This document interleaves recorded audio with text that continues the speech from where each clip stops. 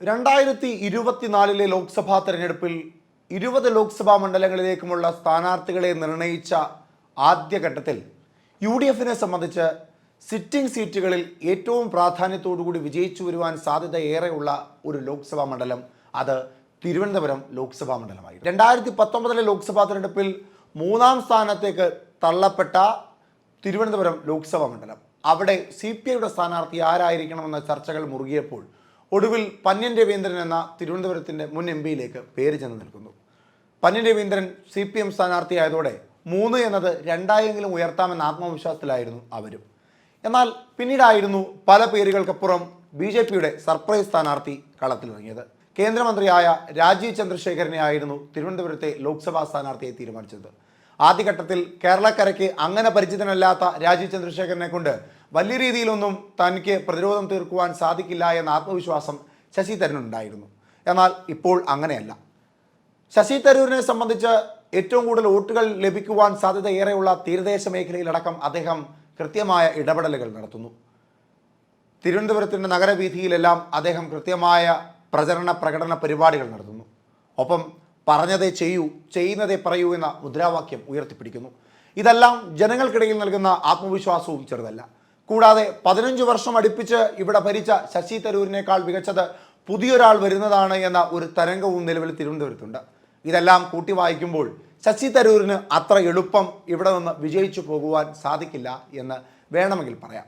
മറ്റൊരു തരത്തിൽ ചിന്തിക്കുമ്പോൾ വലിയ ഭൂരിപക്ഷത്തിലൊന്നും അല്ലെങ്കിലും നേരിയ ഭൂരിപക്ഷത്തിലെങ്കിലും ഒരു പക്ഷേ തിരുവനന്തപുരത്ത് നിന്ന് വിജയിച്ചു വരുവാൻ സാധിച്ചേക്കുമെന്ന ആത്മവിശ്വാസത്തിലായിരുന്നു CPI. എന്നാൽ രാജീവ് ചന്ദ്രശേഖരൻ്റെ ചില ഇടപെടലുകൾ, അദ്ദേഹത്തിൻ്റെ പ്രചരണങ്ങളെല്ലാം CPIയെയും വലിയ സമ്മർദ്ദത്തിലാക്കിയിരിക്കുകയാണ്. LDFിൻ്റെ തിരുവനന്തപുരം ലോക്സഭാ മണ്ഡലത്തിലെ ചെയർമാനായ M വിജയകുമാർ ഇപ്പോൾ മാധ്യമങ്ങൾക്ക് മുമ്പിൽ ഒരു ആരോപണവുമായി എത്തിയിരിക്കുകയാണ്. രാജീവ് ചന്ദ്രശേഖരൻ നടത്തുന്നത് ചട്ടലംഘനമാണെന്നും അദ്ദേഹം കേന്ദ്രമന്ത്രി എന്ന പദവി ഉപയോഗപ്പെടുത്തിക്കൊണ്ട് തെരഞ്ഞെടുപ്പിനെ അഭിമുഖീകരിക്കുകയാണ് എന്ന തരത്തിലേക്കാണ് അദ്ദേഹം വാദങ്ങൾ ഉയർത്തുന്നത്. ഇന്ന് വിളിച്ചുകൂട്ടിയ പത്രസമ്മേളനത്തിലായിരുന്നു M വിജയകുമാർ തെളിവുകളോടുകൂടി തൻ്റെ ആരോപണങ്ങൾ ഉയർത്തിയത്. തിരുവനന്തപുരം പാർലമെൻറ്റിൽ ഒരുപാട് കാര്യങ്ങളുണ്ടെങ്കിലും വളരെ ഗൗരവമേറിയൊരു പ്രശ്നമാണ് തിരുവനന്തപുരം പാർലമെൻറ്റ് മണ്ഡലത്തിൽ മത്സരിക്കുന്ന BJPയുടെ സ്ഥാനാർത്ഥി. അദ്ദേഹം യൂണിയൻ മിനിസ്റ്ററാണ്, ഇലക്ട്രോണിക്സ് ആൻഡ് IT മന്ത്രിയാണ്, ശ്രീ രാജീവ് ചന്ദ്രശേഖർ.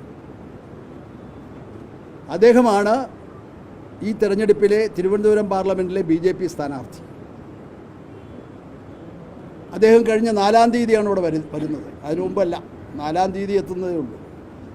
4-ാം തീയതിക്ക് ശേഷമാണ് തെരഞ്ഞെടുപ്പ് പ്രഖ്യാപിക്കപ്പെട്ടത്. അദ്ദേഹം തെരഞ്ഞെടുപ്പ് പ്രഖ്യാപിച്ചതിന് ശേഷം നടത്തുന്ന എല്ലാ പ്രവർത്തനങ്ങളും നിയമലംഘനമാണ്.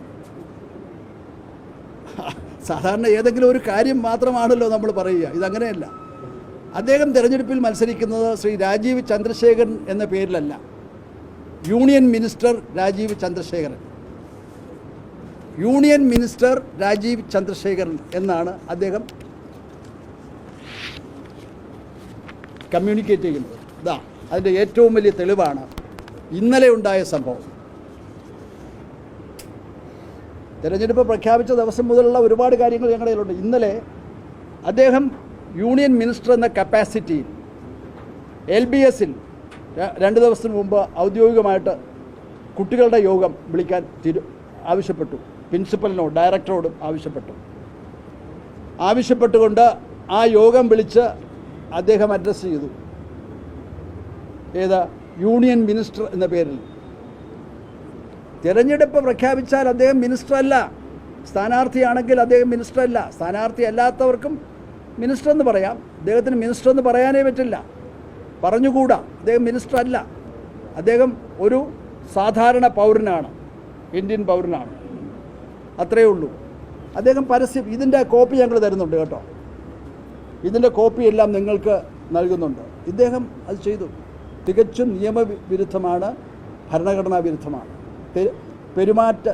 വെച്ചാൽ പാർലമെൻറ്റ് തിരഞ്ഞെടുപ്പിൻ്റെ പെരുമാറ്റച്ചട്ടങ്ങളെല്ലാം നഗ്നമായി ലംഘിച്ചുകൊണ്ടാണ് അദ്ദേഹം ഇന്നത്തെ കാര്യമാണ് ഞാൻ പറയുന്നത്, ഇന്നും പ്രവർത്തിച്ചു കൊണ്ടിരിക്കുന്നത്. അദ്ദേഹം ഓരോ സ്ഥലത്തും പോയി കേന്ദ്രമന്ത്രി എന്ന നിലയിലാണ്. അദ്ദേഹത്തിന് വേണ്ടി പ്രവർത്തിക്കുന്ന BJP-ക്കാരൻ പറയുന്നതും കേന്ദ്രമന്ത്രി വരുന്നു, രാജീവ് ചന്ദ്രശേഖരനല്ല, കേന്ദ്രമന്ത്രി വരുന്നു, എന്താ നിവേദനം കൊടുക്കാനുള്ളത്? എന്താ നിവേദനം? ഇതൊരു പരസ്യമായ രഹസ്യമായി ഇപ്പോൾ മാറിയിരിക്കുകയാണ്. അത്ര ഗൗരവമുള്ള പ്രശ്നമാണ്. ഓരോ ദിവസവും കേന്ദ്രമന്ത്രി എന്ന നിലയിൽ അദ്ദേഹം സ്ഥാപനങ്ങളിൽ പോവുക, വ്യക്തികളെ കാണുക, നിവേദനങ്ങൾ വാങ്ങുക, ഉറപ്പ് കൊടുക്കുക. ഇപ്പോൾ അതല്ലേ ഒക്കെ ഉള്ളൂ. വളരെ കുറഞ്ഞ സമയം കൊണ്ടായിരുന്നു രാജീവ് ചന്ദ്രശേഖരൻ എന്ന കേന്ദ്രമന്ത്രി NDA സ്ഥാനാർത്ഥിയായി എത്തിയതും ജനങ്ങൾക്കിടയിൽ ഒരു സംസാര വിഷയവുമായതും. അതോടുകൂടി സമ്മർദ്ദത്തിലായത് UDF-ഉം LDF-ഉം തന്നെയാണ്. കാലങ്ങളായി UDF ഭരിക്കുന്ന തിരുവനന്തപുരം ലോക്സഭാ മണ്ഡലം തങ്ങളുടെ കൈവിട്ടു പോകുമോ എന്ന ഭയം UDF-ന്റെ ഉള്ളിൽ കാര്യമായി തന്നെയുണ്ട്. ഇടതുപക്ഷത്തെ സംബന്ധിച്ചിടത്തോളം ഇടതുപക്ഷം ഒരിക്കൽ കൂടി വിജയിച്ചു വരുവാൻ സാധ്യത ഏറെയുണ്ട് എന്ന് വിശ്വസിച്ചിരുന്ന തിരുവനന്തപുരം ലോക്സഭാ മണ്ഡലത്തിൽ ഇപ്പോൾ വീണ്ടും വിജയസാധ്യത കുറഞ്ഞിരിക്കുകയാണ്. എന്തായാലും രാജീവ് ചന്ദ്രശേഖരനെതിരെ ഉയർത്തിയ ഈ ആയുധം കൃത്യമായി തന്നെ അദ്ദേഹത്തിൽ എത്തുമോ ഇല്ല നിഷ്പ്രഭമായി പോകുമോ എന്ന് ഇനി കണ്ടറിയേണ്ടതായുണ്ട്.